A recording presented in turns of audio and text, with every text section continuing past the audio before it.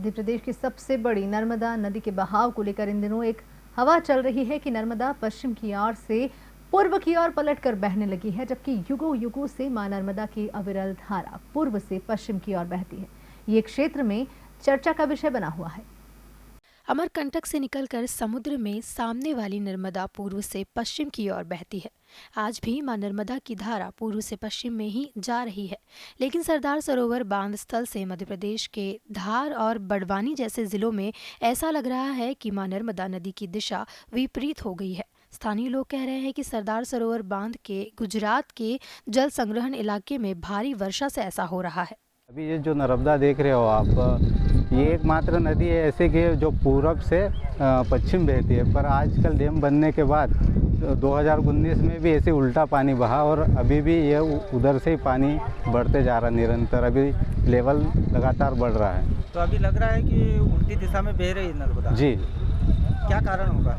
ये नीचे जो महाराष्ट्र और गुजरात में जो बाढ़ की स्थिति बनी हुई है, जो डैम के पहले ये गांव आते हैं, उसकी वजह से ये पानी भराव हो रहा है यहाँ। लोगों का क्या कहना है? हालांकि विज्ञान कुछ और भी कह रहा है। जानकारों के अनुसार हवा के तेज बहाव के कारण ऐसा प्रतीत होता है कि नर्मदा उल्टी दिशा में बह रही है, जबकि ऐसा नहीं है। मैंने ये वीडियो देखा था जिसमें दिखाया गया था कि नर्मदा रिवर का जो ऊपर वाला पार्ट है वो उल्टी डायरेक्शन में बह रहा था। तब मैंने ये देखा कि उस पर आंधी चल रही थी। जब आंधी चलती है तो हवा का वेग बहुत ज़्यादा होता है और it was 40 kilometres per hour, 40 kilometre प्रति घंटे की स्पीड से बहुत तेज़ी से हवा बह रही थी। अब ऐसी स्थिति में क्या होता है कि सारी चीज़ें उड़ने लगती है और तब जब हवा का जो डायरेक्शन था वो वेस्ट से ईस्ट की तरफ था, इसीलिए जो रिवर के ऊपर का जो पार्ट था जिस पे नदी बह रही थी उसके ऊपर का पानी विपरीत दिशा में बहता हुआ दिख रहा था, बट एक्चुअल में नीचे से वो उसका सेम डायरेक्शन था।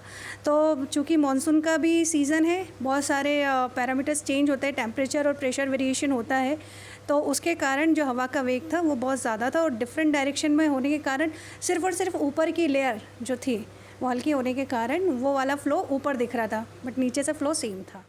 बहरहाल रोहिणी तीर्थ के राजघाट में मां नर्मदा की उल्टी दिशा में बहने की खबर चर्चाओं में है।